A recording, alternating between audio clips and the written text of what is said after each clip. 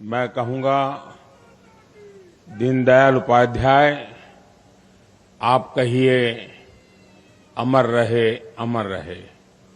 दीनदयाल उपाध्याय, दीनदयाल उपाध्याय, दीनदयाल उपाध्याय। कार्यक्रम में उपस्थित भारतीय जनता पार्टी के राष्ट्रीय अध्यक्ष श्रीमान जेपी नड्डा जी, केंद्रीय मंत्रिमंडल में मेरे सहयोगी, हमारे वरिष्ठ नेता श्रीमान राजनाथ सिंह जी,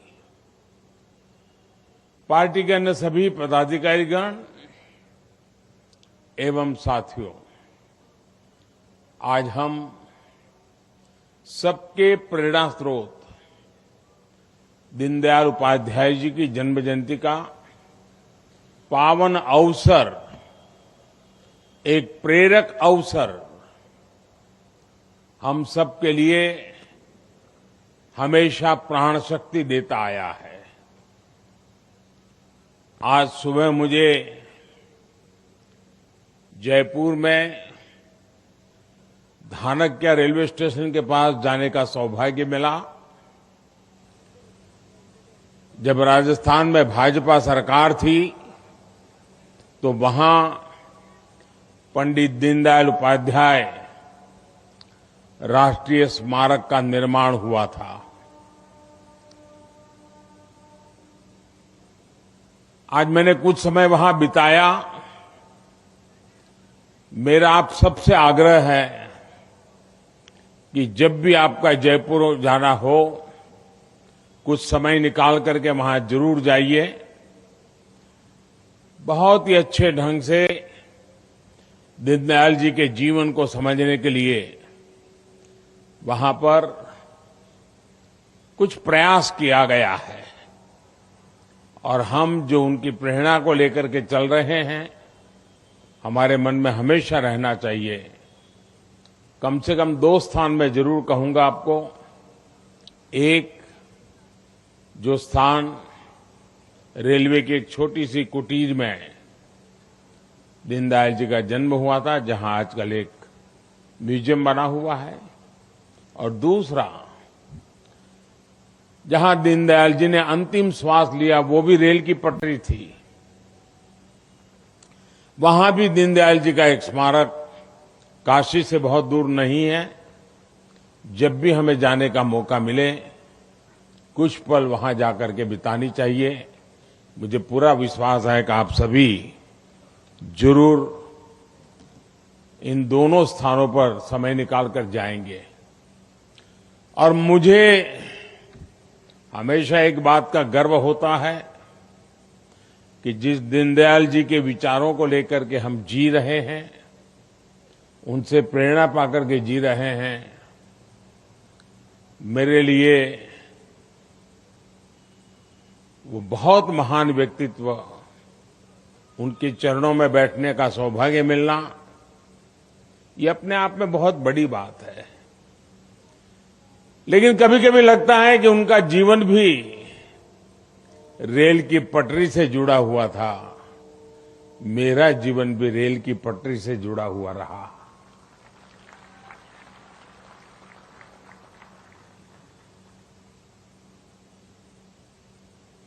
सुबह उस पवित्र स्थान पर से मैं आज यहां सीधा एयरपोर्ट से आपके बीच आया हूं, और ये शाम मुझे दिल्ली में पंडित दीनदयाल उपाध्याय पार्क में उनकी प्रतिमा के लोकार्पण का अवसर मिला है। और कितना अद्भुत सुखद संयोग हम देख रहे हैं। एक और, ये दीनदयाल उपाध्याय पार्क है और सामने ही भारतीय जनता पार्टी का कार्यालय है। उनके ही रोपे गए बीज से आज बीजेपी का विशाल वट वृक्ष बन चुकी है। ऐसे में दीनदयाल जी की ये प्रतिमा हम सब के लिए ऊर्जा का स्रोत बनेगी। ये प्रतिमा राष्ट्र प्रथम की प्रण, उस प्रण की प्रतीक बनेगी। ये प्रतिमा दीनदयाल जी द्वारा दिए गए एकात्म मानव दर्शन की प्रेरणा बनेगी। ये प्रतिमा हमें हमारे अंत्योदय के संकल्प की याद बार बार दिलाती रहेगी। ये प्रतिमा इस बात की भी प्रतीक बनेगी कि हमें देश में राजनीतिक शुचिता को हमेशा जीवंत बनाए रखना है। मैं इस अवसर पर दीनदयाल जी के चरणों में नमन करता हूं, उन्हें आदरपूर्वक श्रद्धांजलि देता हूं।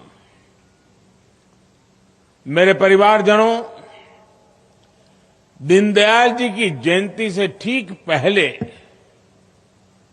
देश ने एक ऐसा काम भी पूरा किया है जिसने इस अवसर का संतोष और बढ़ा दिया है।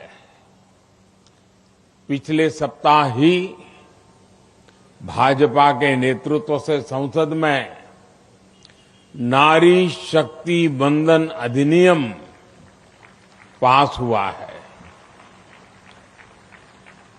दीनदयाल जी ने एकात्म मानव दर्शन का, इंटीग्रल ह्यूमनिज्म का जो मंत्र राजनीति को दिया था, ये उसी विचार का विस्तार है।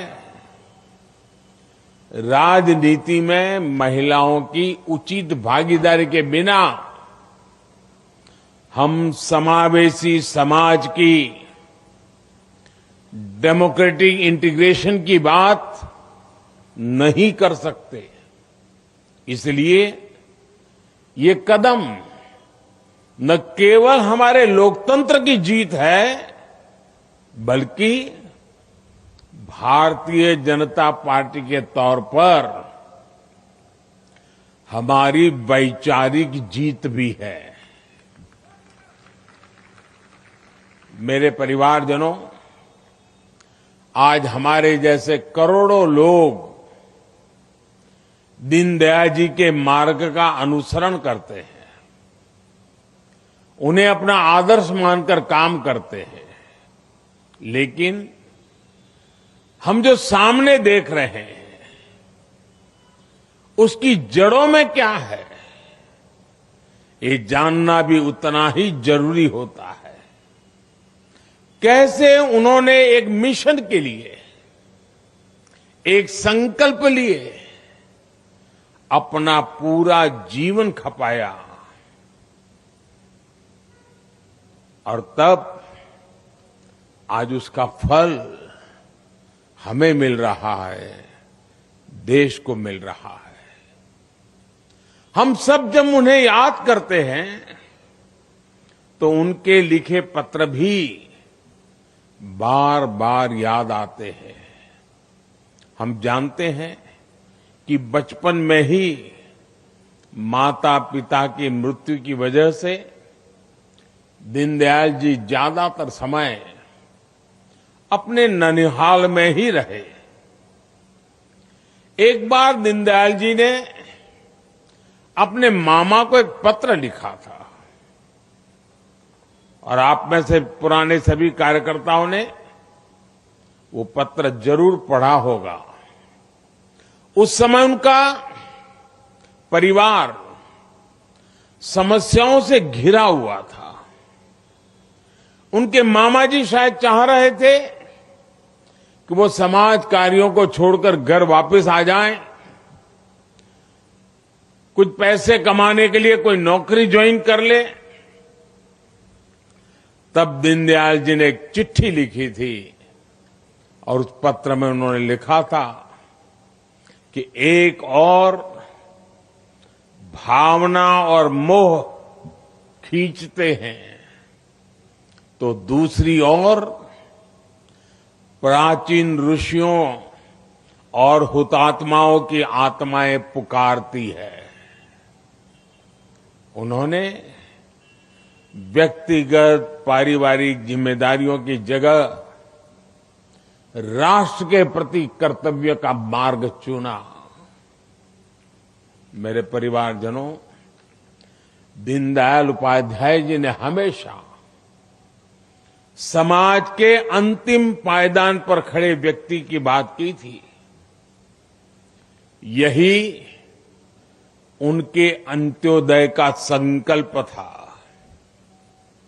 इसी संकल्प पर चलते हुए बीते 9 वर्षों में हमने अंतिम पायदान पर खड़े व्यक्ति का सामर्थ्य बढ़ाने, उसके जीवन को बेहतर बनाने के लिए कई बड़े कदम उठाए हैं। अब समय है कि हम 100% गरीबों, वंचितों तक पहुंचकर समग्र विकास को सिद्ध करें। अंत्योदय का ये संकल्प हमारी योजनाओं में भी दिख रहा है, हमारे व्यक्तिगत प्रयासों में भी दिख रहा है। आजादी के अमृत काल में हमने सैचुरेशन यानी जन कल्याण की हर योजना को 100% लाभार्थियों तक पहुंचाने का संकल्प लिया है। सैचुरेशन तक पहुंचने के इस अभियान का मतलब है भेदभाव की सारी गुंजाइश को खत्म करना, तुष्टीकरण की आशंकाओं को समाप्त करना, स्वार्थ के आधार पर लाभ पहुंचाने की प्रवृत्ति को खत्म करना और समाज की आखिरी पंक्ति में खड़े आखिरी व्यक्ति तक सरकारी लाभ पहुंचे, ये सुनिश्चित करना। और यही तो है अंत्योदय। जब सरकारी मशीनरी खुद ये लक्ष्य बना ले कि उसे हर पात्र व्यक्ति तक पहुंचना है, तो फिर पक्षपात, भेदभाव टिक ही नहीं पाता। इसलिए हमारा ये सेवा अभियान सोशल जस्टिस, सामाजिक न्याय का बहुत बड़ा माध्यम है और यही सच्ची पंथ निरपेक्षता है, सच्चा सेक्युलरिज्म है। साथियों, मैं हमेशा से ही कार्यकर्ताओं से दीनदयाल जी के 7 सूत्रों को जीवन में उतारने का आग्रह करता हूं। आज फिर से इन सूत्रों को याद करने का दिन है। ये सूत्र है सेवा भाव, संतुलन, संयम, समन्वय, सकारात्मक, संवेदना और संवाद। इस समय देश में हम कर्तव्य काल उस राह पर चल पड़े हैं। इस समय तो ये सूत्र और भी सामयिक हो जाते हैं। आज देश में जितनी भी योजनाएं चल रही हैं, उसमें हमारे कार्यकर्ताओं का सेवा भाव, समन्वय और संवेदना, इनका प्रभाव और बढ़ा सकती है। सेवा भाव से अगर हमारे कार्यकर्ता लोगों के सुख दुख से जुड़ेंगे, तो योजनाओं के विस्तार को नई ताकत मिलेगी। हमारे हर कार्यकर्ता को संवेदना के साथ योजनाओं को समझना और उनको हर व्यक्ति तक पहुंचाने की कोशिश करनी होगी। कार्यकर्ता को दो स्तर पर संवाद बनाकर रखना है। पहला, सरकार के स्तर पर, जिससे उन्हें योजनाओं के बारे में पता चल सके।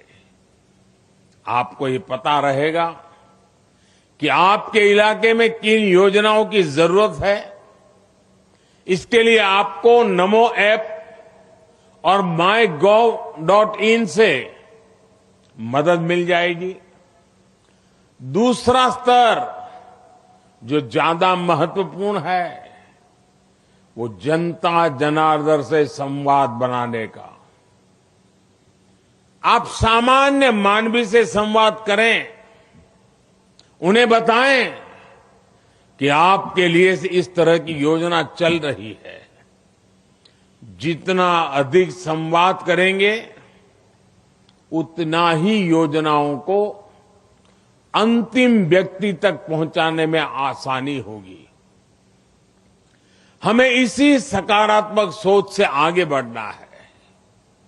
साथियों, जब हम बड़े सपने देखते हैं, बड़े लक्ष्यों के लिए प्रयास करते हैं और सबको साथ लेकर चलते हैं, तो हमारी सक्सेस का स्केल भी बहुत बड़ा हो जाता है।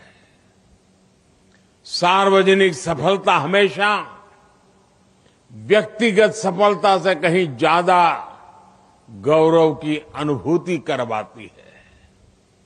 आप भी देख रहे हैं कि आज जब भारत ने अपने सामर्थ्य से